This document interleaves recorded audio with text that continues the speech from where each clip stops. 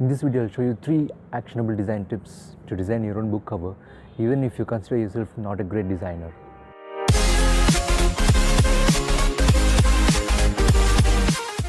Although this video is titled How to Design an eBook Cover, the principles discussed apply equally for designing a regular book's cover.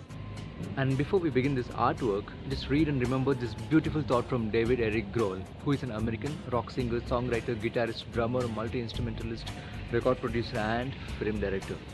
He said, "I never took lessons to play the drums. I never took lessons to play the guitar. I just sort of figured it out. I think that if you're passionate about something and you're driven and you're focused, you can do anything you want to do in life." Such a great thought, isn't it? Now that we have set the tone, let's get some deep work done in design. Number 1.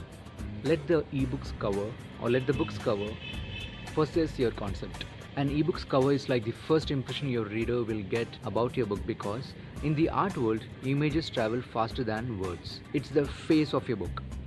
Agreed, your title helps to a greater extent, but the cover goes an extra step in helping you reach more people. So spend enough time designing your ebook's cover. Even if you're the artistic one, you will still have an idea for your ebook. Because come on, you are the author of your book. So pick just one idea from the book and search for an image or an icon that runs underneath as a common theme. For example, if you are the non-fiction types and your book is about productivity, people usually associate productivity with clock. But that's just the beginning. You could also choose something that relates closely to it, such as an ant or a bee. You get the idea. Now take leadership. Many people have shown it in the form of a leading bird in a flying flock, or showing some great leaders picture on the cover. So you could think different, something like that, by depicting a story as your cover image. If you are the fiction types, say thriller, romance, action, adventure, fantasy, horror, or any genre, just know that there is some property in your story or a common feel that runs throughout the book. Just make use of your story's properties. That goes a long way in making you win. Here are some great examples from the Amazon's bookstore. If you're looking for some inspiration, don't just look at the bestsellers section, though it makes sense to look only at that. Sometimes your inspiration for the book's cover can stare at you from totally unknown and unexpected sources. And above all, always remember that great inspirations are available all the time just around us. We just need to take time to look at them. Now suppose, let's say if you are an author of a book series, choose a theme to set the branding consistent for all your books. This sets your work apart, making each of your book different yet unique. Here's a pro tip. Use Pinterest to find more creative and out of the blue type inspirations. The site is all about images and concepts for us to immerse in it. Number 2. Use the tools. This is the most easiest part of this process, although very important. If you're the investing type who don't mind investing a small amount in great design, I suggest 99designs.com, fiverr.com, creativemarket.com, or any freelancing site that offers creative designs. There are even more that you can choose from, but all that matters is your comfortability and trust in working with them. You can find highly talented expert designers who create stunning designs for your book's cover. However, if you would want to do the design yourself and you don't have enough yet to invest in Photoshop or any graphic designer software, we have canva.com that comes to our rescue. Canva has ready-to-use templates that we can use to design our Kindle book covers. They have a great collection of design elements, images and illustrations, so much so that our imagination is the only limit. Here you can find images that already exist, but if you have your own custom-made photo, icon or image, you could simply upload them to replace the existing one in Canva. Here's a pro tip. This dedicated website to Kindle authors has a chart about the file format, recommended cover sizes and requirements. It's called Kindlepreneur. It's one of my favorite websites too, created by Dave Jason. Number 3.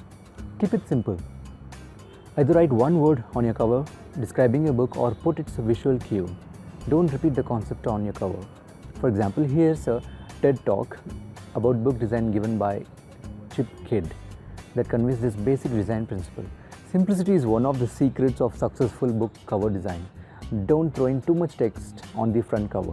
Just limit the design to bare minimums like the book title, author name, and one graphic, image, icon, illustration, photo, anything that instantly provokes the mood for your book. If you followed along till here, you now know that this is exactly what we saw in the first step earlier. For copyright-free and royalty-free images, you could choose Pixabay, Pexels, lifeofpix.com or Unsplash, anything. All the remaining details like the plot summary, author bio and acknowledgements go inside the book, not on the book's cover. Just think, what would you care to know from a book that you see in a bookstore? Start from that thought. You will find your answer just there. Also remember not to use fancy fonts. Simple and easy to read typography is all you need. Here's a pro tip again. Always ensure your ebook's cover looks legible and readable at all sizes, especially the thumbnails, because that's what shows in your search results, be it Amazon or any other ebook store site. Finally, here's a pro bonus tip. Choosing the ideal color combinations. Trust me, it matters so much. When it comes to design, color plays a vital role in the book's shelf life. Remember, even if just black and white, they are colors. Use them wisely. It shouts silently to our subconscious and mental patterns, which pushes us to pick the book. You could use online color palettes like the one shown on the screen, something like the Adobe Color Wheel. If you want to study more about the color psychology in marketing, I recommend this course schedule article. As a concluding thought, spend enough time designing your book's cover. Don't rush this process. Cover is the first look of your book. Even the word of mouth comes second, because with great design, you let the book introduce itself to your first reader. It's the tiny detail that matters the most. Thanks for watching. You could also show something. Just read in December. Why not in November or September? Just read and remember this beautiful thought from David.